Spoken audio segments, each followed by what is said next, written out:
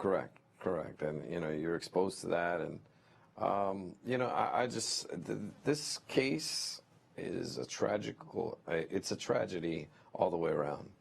And for every person involved, I feel extremely, I have sympathy for them, and I feel terrible about all of this because these are certain things that I guess you can't say they could have all been avoided because you just don't know. But it's just a sad, sad tragedy. Well, listen, I could sit here and talk to you about this case, and based upon the way you wrote this book forever, unfortunately, we only have 3 minutes left. So the bottom line is, folks, and you would agree, Jose, in here you're critical of the police investigation, you're critical of the media attention and how that changes the trajectory of a case, and you're critical of some of the tactics that they used in order to secure the conviction, yet you were respectful of the prosecutor. Tell us about all that. Well, it's funny because I break down the case that I represented him and how I broke it down and how we ultimately won the case. So readers get to see basically organically how the defense of a case comes to form. So yes, there were some outrageous things being done by the Boston Police Department. I've never seen, in cases I've read or heard, where dead bodies are towed inside a car and taken to a forensic bay. That to me probably was the most egregious of them all. Okay, we got to get real quick to two topics. You can handle them in any order you want or a combination thereof. The CTE, or analysis of the brain, that was done afterwards and what was determined. And Linda Kenny Bodden, I have to bring my girl, my Jersey girl, into this. And I know she's got a forensic background. How did she help you with all that?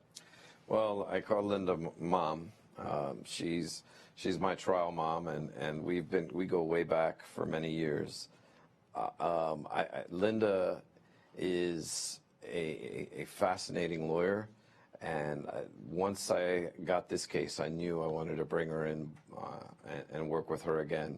And she really knows how to break a case down through its forensics, and that's something she taught me. So my strength is in forensics, but I always like having her around because I know I can give her something and not even worry about it, that it would be taken care of. And I can't tell you as lead counsel how important that really is in a big case. Yeah, you put some amazing team together, and certainly I know Linda to be the real deal. You could tell the real deal trial lawyers from those who aren't. The producer's kind enough to give me 3 minutes, and thank you for staying for 3 more minutes. I got to talk to you about this character, Bradley. You respected the prosecutor. You kind of feared him a little bit. I love this psychology because you actually liked him and respected him. And yet he uses this witness, Bradley. Talk about him, the hidden text, the stuff he found out. And I love the story of the street sweeper. Well, it's funny. Where do you want me to start? Let's do Bradley, because okay. He was the prosecutor's case. He told you that. That's yes, my case. Yes.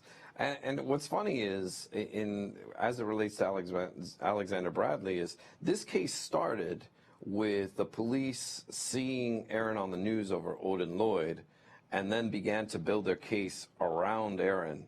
Not, usually you get the evidence leads you to a suspect, not the other way around. Right. And what Alexander Bradley did for them is he packaged it all up, and he handed it to them. And he was facing murder charges. Bradley was facing murder charges. So this was the deal of a lifetime, as we called it. He was no choir boy either. No. He was moving 30 pounds of weed a month. Right. He had been dealing drugs for over a decade, and people feared him in Bristol. And I was in Hartford, Connecticut, about 6 months ago. I'm talking to some folks there, just on the street, outside of a Dunkin' Donuts, believe it or not. They all knew Alexander Bradley. Right. He's legend in the streets of Hartford. So it's one of those situations that everyone feared Bradley. He was a convenient friend for Aaron because he supplied him with weed and he protected Aaron. And that's where their friendship started. And to build your entire case around a snitch is a pretty dangerous thing. Yeah, and there was evidence that they never thought would come out via text messages and lies to the grand jury. You know, I always say this even as a prosecutor when I train my APs. You sleep with dogs, you catch fleas. And I, like you, even as a prosecutor, you may find this odd. We're not happy about putting witnesses like this on because they're getting the deal of a lifetime. And you bring that out very well in your book. Yes, you know, he had a text message that he wrote to his lawyer, and he did it, he deleted it thinking it would never see the light of day in a courtroom. But once he turned over his phone and signed a waiver of confidentiality for that phone, it was fair game for the defense.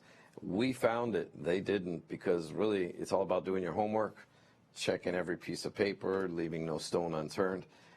And this happens a lot in trials. If you're sloppy in low-profile trials, you're going to be sloppy in high-profile trials. In Casey Anthony's case, we blew the prosecution up with some computer searches where they thought Casey had searched the computer for 84 times for chloroform, and we showed them that that was false. And in this case, we found a text message buried in a mountain of evidence.